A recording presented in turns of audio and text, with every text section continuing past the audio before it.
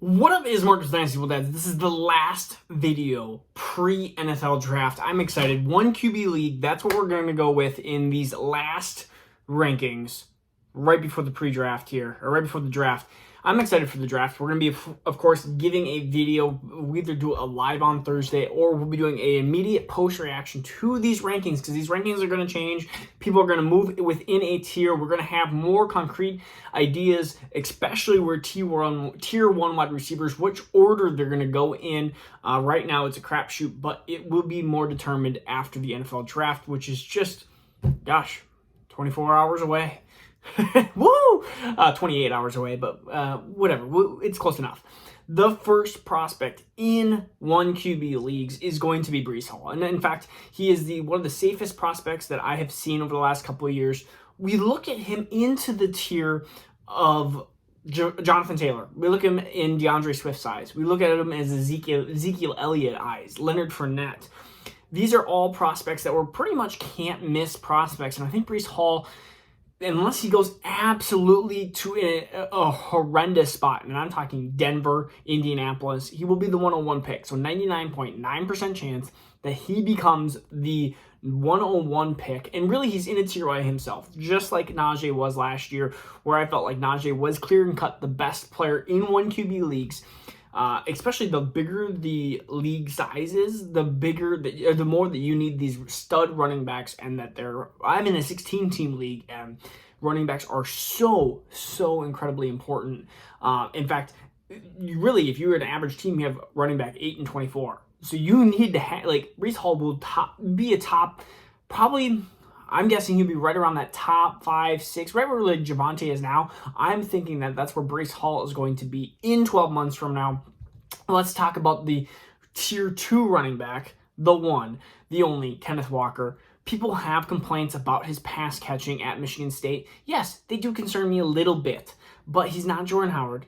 He is not a guy that has stone for hands. He was an exceptional running back. In fact, was the best collegiate running back last year at Michigan State. Had an over 50% dominator, which is a ridiculous dominator. Ridiculous.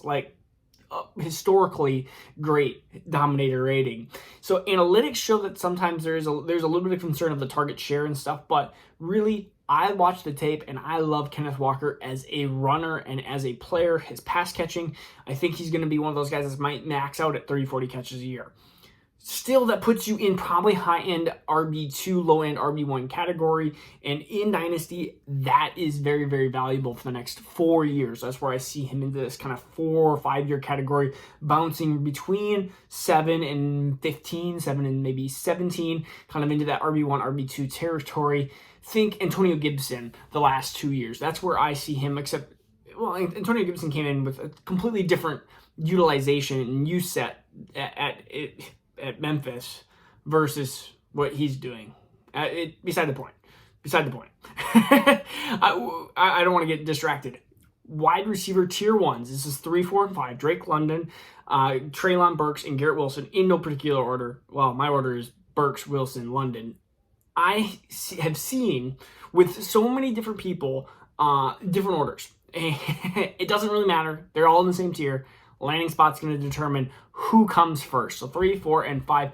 And so number 6 is going to be Isaiah Spiller. He's dropping down to 6 here. And usually he's in a category with some others here. But I feel like Isaiah Spiller is a tier 3 running back. And then tier 4 running backs are way further away from him. But there's him.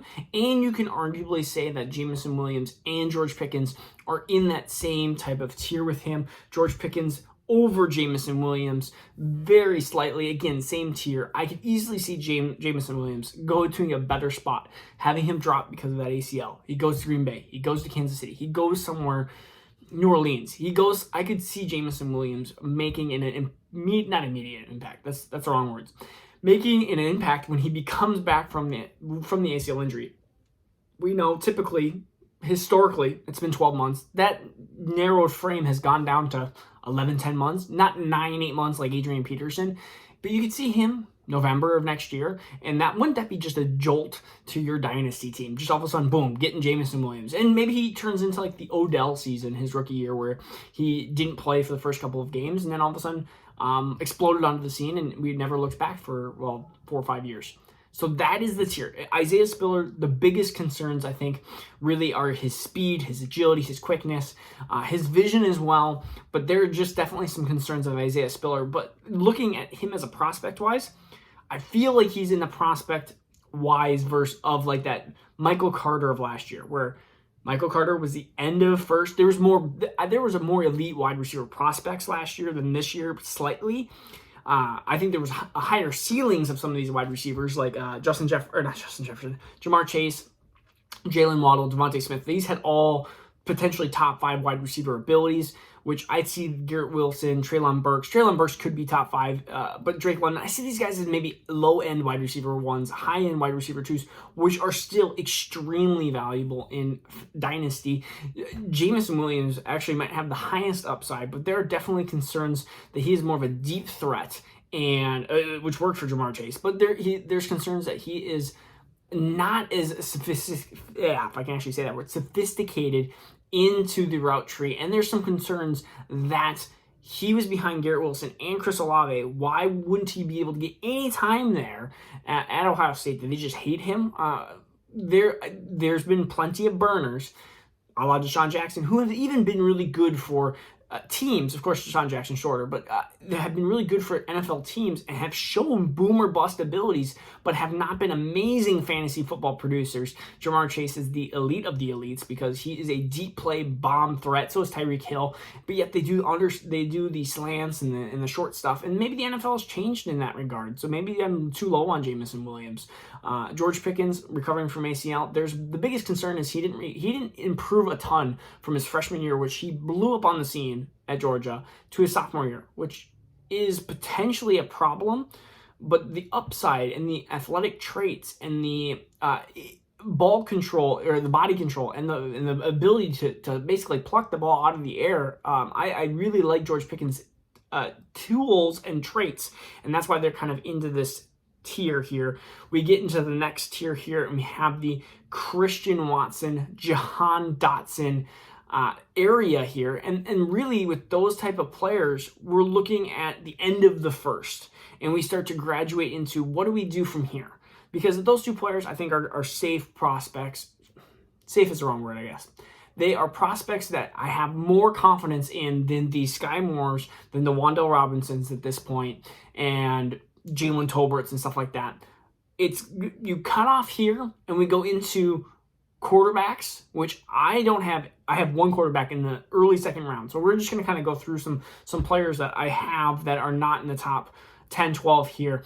And realistically, we have Malik Willis, early second round, James Cook, Kyron Williams, and Rachaad White are the 3 running backs right now in the early second in this 1 QB format. They're in the mid-second when it comes to super flex because these quarterbacks jump in it. And I have Malik Willis in that early second because of that upside, that top 5 potential upside. But none of these other quarterbacks, they even make a further dip down, which you go, well, why does that make sense? Why does that happen? It's because I don't see them being top 5.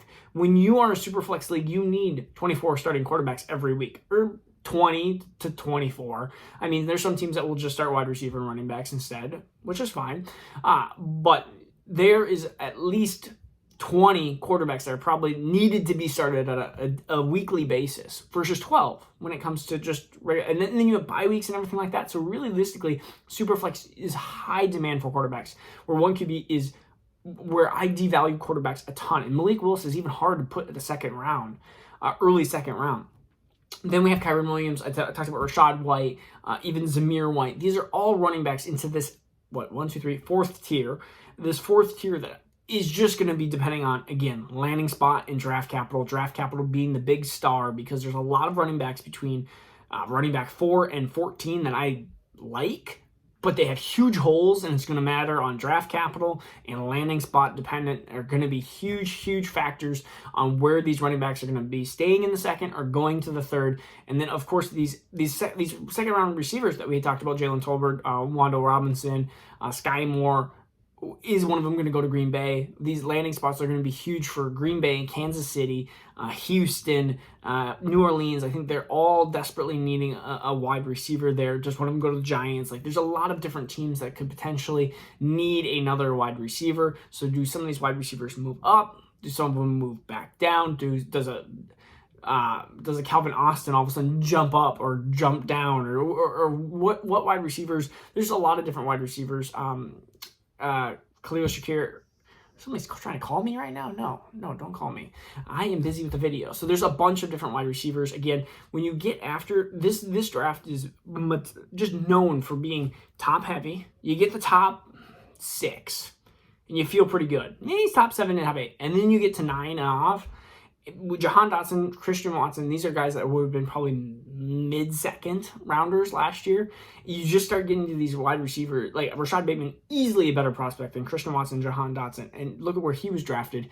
There's just Elijah Moore, Rondell Moore probably would have been drafted over the Jahan Dotsons and the Christian Watsons of the world too. And he was a late first, early second. You're looking at these prospects.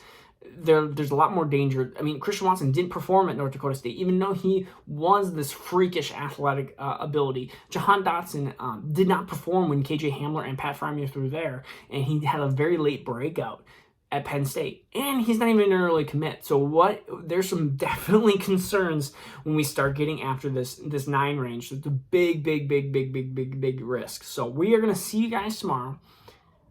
I'm glad that you guys made it all the way this through. All right, well, I'm excited. It's NFL Draft Day tomorrow. All right, peace out. Take care. We'll see you very soon.